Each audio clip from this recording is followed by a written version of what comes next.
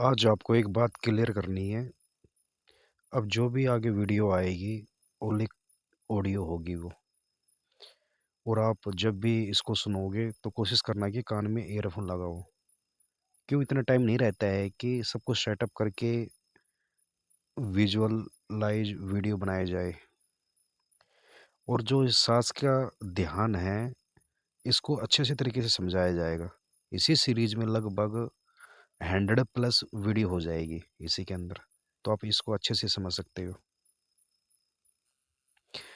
देखो, जब कोई इंसान पहली बार ध्यान शुरू करता है तो सबसे बड़ा सवाल यही होता है कि ध्यान आखिर करें कैसे।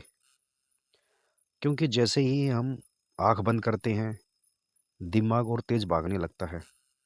थॉट आते हैं, पुरानी बातें आती है, भविष्य की चिंता आती है। कभी गुस्सा, कभी डर, कभी कम वासना और कभी बेचैनी। और फिर इंसान सोचता है मुझसे ध्यान नहीं हो सकता।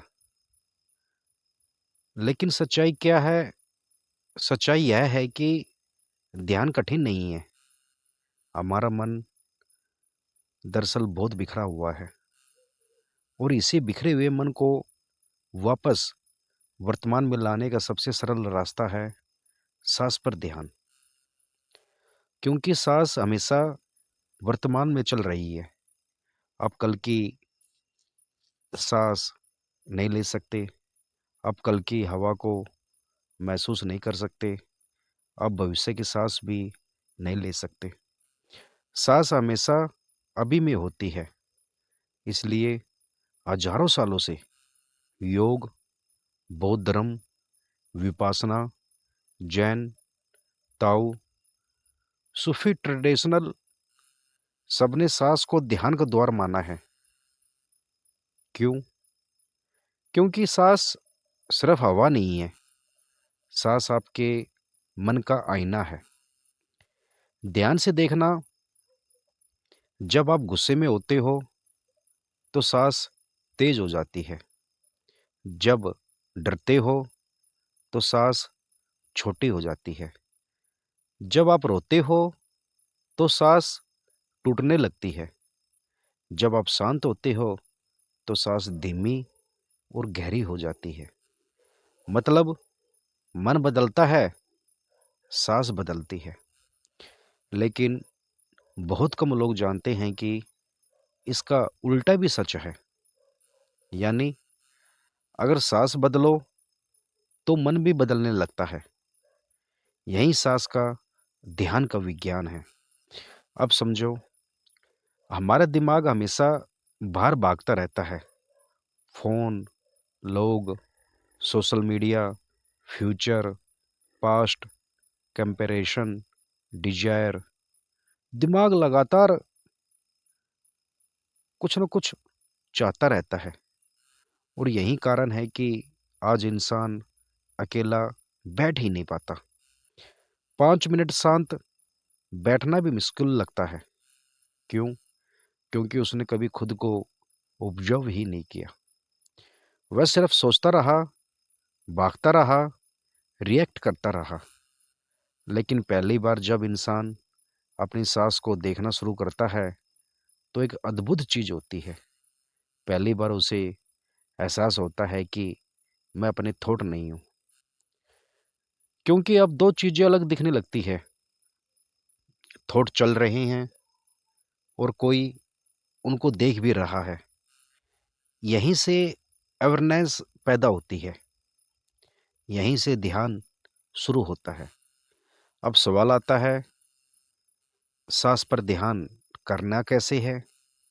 बहुत सिंपल है। कहीं शांत जगह बैठो, रीढ़ सीधी रखो, शरीर को ज़्यादा टाइट मत करो। अब सिर्फ अपनी सांस को महसूस करो। सांस अंदर जा रही है, सांस बाहर आ रही है। बस इतना। उसको कंट्रोल नहीं करना, उसको बदलना नहीं, उसको गहरा नहीं करना, सिर्फ देखना है। लेकिन जैसे ही आप देखने लगोगे, दिमाग भाग जाएगा। कभी फ्यूचर में, कभी किसी इंसान के पास, कभी फैंटेसी में, कभी प्रॉब्लम में। और यही जगह है जहाँ लोग गलती करते हैं। वे सोचते हैं मेरे थॉट आ रहे हैं मतलब ध्यान खराब हो गया। नहीं, असल में थॉट को नोटिस करना ही ध्यान की शुरुआत है। पहले थॉट आपको बहा ले जाते थे, अब पहली बार आपको पता चल रहा है कि मैं सोच रहा हूँ। यही जागरूकता है। फिर क्या करना है? धीरे से वापस सांस पर आ जाना है। बार बार, हजार बार भी भागे तो हजार बार वापस। और यही प्रैक्टिस है, यही आपका अभ्यास है, यही साधना है। ध्यान का मतलब थॉट को जबरदस्ती रोकना नहीं है, क्योंकि जितना आप थॉट से लड़ोगे वे उतने बढ़ेंगे। ध्यान का मतलब है सिर्फ देखना।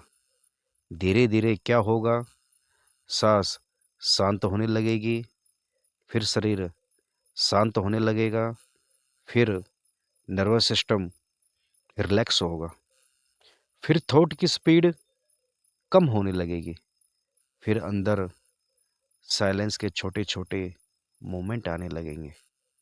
और पहली बार इंसान महसूस करेगा शांति बाहर नहीं, मेरे भीतर थी। लेकिन एक और गहरी बात समझो, सांस सिर्फ शरीर और मन के बीच के कनेक्शन नहीं है।